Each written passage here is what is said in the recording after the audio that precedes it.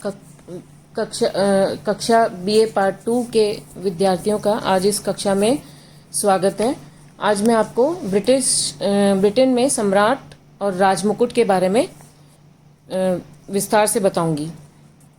Britain में संसदीय शासन व्यवस्था है और संसदीय शासन प्रणाली की विशेषता होती है कि उसमें कार्यपालिका के दो प्रधान होते हैं, औपचारिक प्रधान और वास्तविक प्रधान। औपचारिक प्रधान सम्राट होता है। सम्राट वह व्यक्ति होता है जो एक विशेष समय पर ब्रिटिश राज्य के प्रमुख पद पर आसीन होता है। राजमुकुट राज्य शक्ति का वह प्रतीक है जिसे सम्राट अपने सिर पर धारण करता है।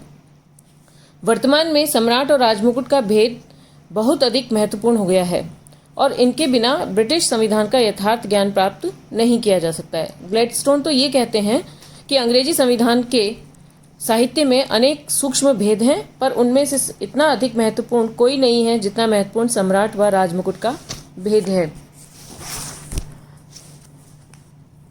सम्राट और राजमुकुट में भेद निम्न बिंदुओं में जाना जा सकता है। पहला, सम्राट एक व्यक्ति है, राजमुकुट एक संस्था।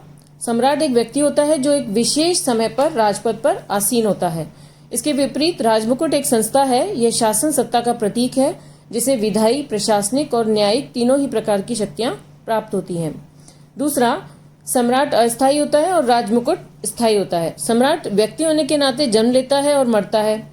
मानव होने के नाते उसके साथ अन्य मानव जीवन की समस्त क्रियाएं लगी हुई होती हैं और उसे सिंहासन से हटाया जा सकता है और वह स्वयं भी सिंहासन का त्याग कर सकता है।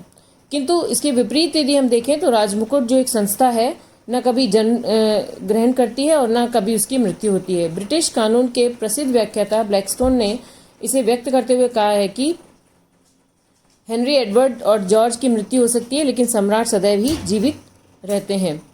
तो इस प्रकार सम्राट का पद है जिसे राजमुकुट कहा जाता है, वो अमर रहता है।